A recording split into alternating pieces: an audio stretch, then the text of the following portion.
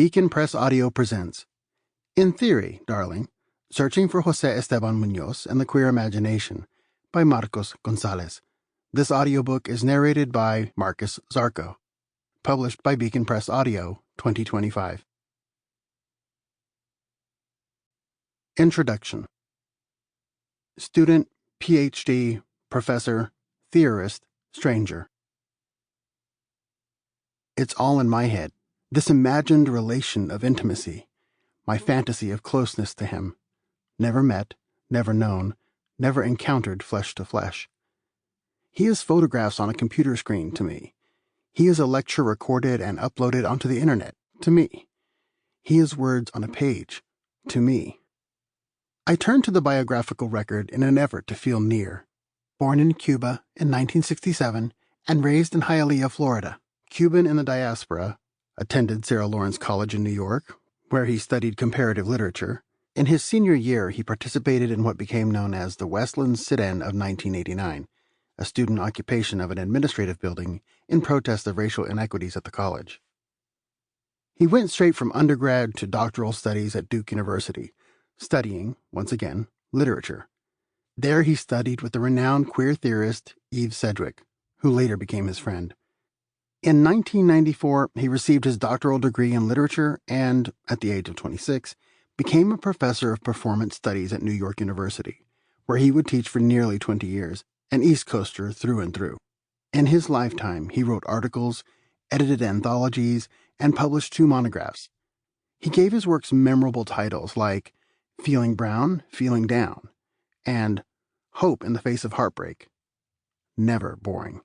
His first book, Disidentifications, published in 1999, proposed his now well-known theory of disidentifying, how queers of color cleverly reclaim dominant stereotypes and abjection for political resistance and liberatory world-making. His second book, Cruising Utopia, published 10 years after his first, made a big splash with its theorizations on queer utopianism and hope that expanded past the halls of academia, putting him on the radar of many scholars and non-scholars alike. His ideas contributed to various schools of thought like queer theory and critical race studies, with his work most generously helping to shape the formation of queer of color theory. He was made department chair in what would be his final years of life. He passed away in 2013. In 2020, his unfinished book-length project on brownness and Latino identity was published, The Sense of Brown. More facts can be found, more facts presented.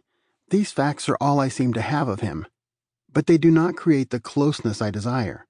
They do not alleviate the yearning I have to know more, be more. In theory, he is nothing to me.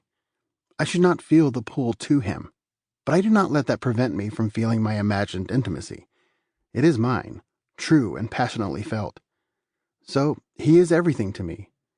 This theorist of many, my stranger most intimate. 1. The theory of falling in love with theory. 1. First dates.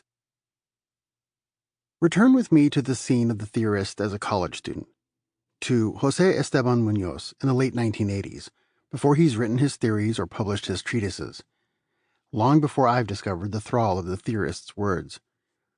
Home from college, the student watches a local Florida area television program with his parents. He marvels at what he sees. A gay Cuban on the screen, Pedro Zamora. In a few years, Zamora will appear on MTV's The Real World San Francisco, but the college student sees him before this fame. Zamora feels familiar to the college student, who was born in Havana and raised in the Cuban diasporic enclave of Hialeah, Florida. Zamora is one of the first people living with HIV/AIDS to be portrayed on U.S. television. He gives not only a face to an illness that was purposefully made out to be a faceless boogeyman, but also a story, a rallying cry, a politics. When the college student sees Zamora on the screen, reaching out to him and his parents, the world shifts a little. Contemplation stirs. 5 years later, in his debut book, Disidentifications, Queers of Color and the Performance of Politics, the theorist will write of this first sighting of Zamora. I was struck because this was something new. It was a new formation, a being for others. The theorist will devote an entire chapter to Zamora, examining how he presented a defiant and out queer life on the television screen, how he reconfigured conceptions of queerness, Latinidad, and illness, challenging popular discourses that sought to constrain minoritized peoples, constructing what the theorist will call a counter-public. How Zamora's televised appearances allowed a queer of color world to emerge on primetime. The college student is transformed by Zamora on the TV.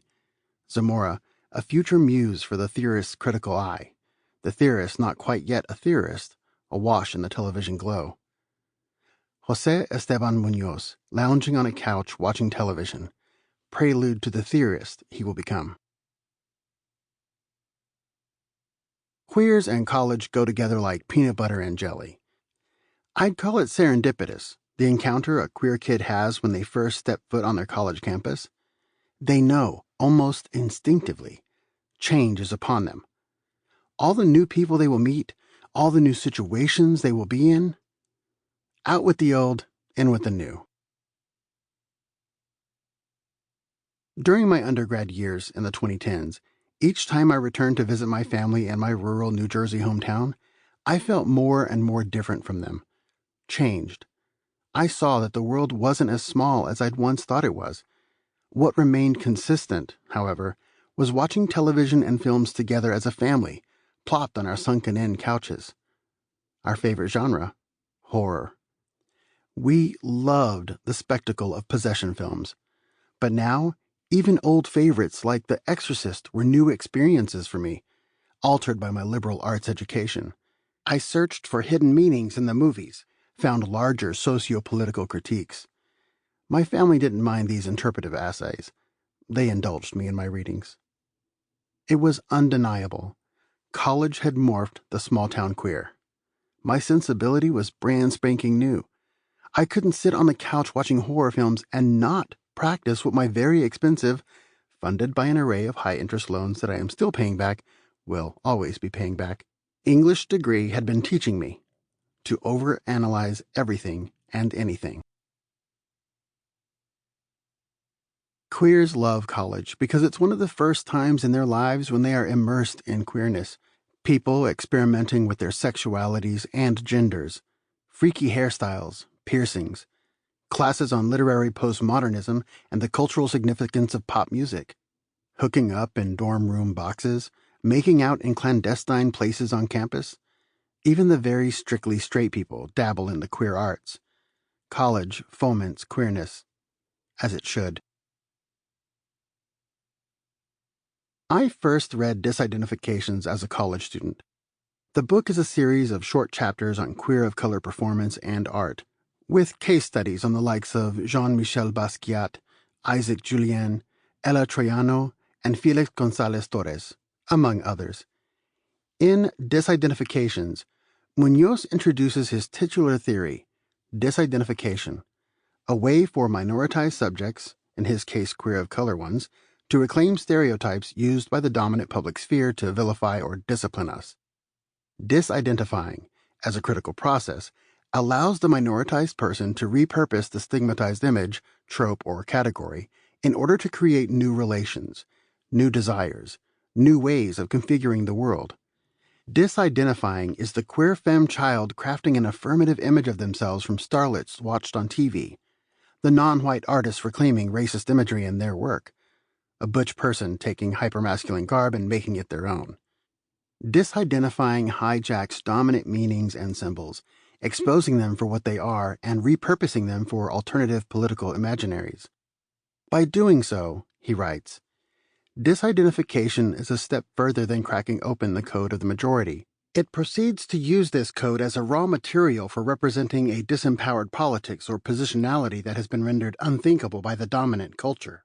Minoritarian subjects, a term he uses to designate marginalized peoples or areas of knowledge that stand in contrast to the majoritarian, or dominant group, work both within and outside the majoritarian sphere, making strategies of resistance and world-making practices. I was introduced to the book not in its entirety, but through an assigned excerpt in a queer theory course. I was an English major with a focus on literary criticism. I'd known. Sample complete.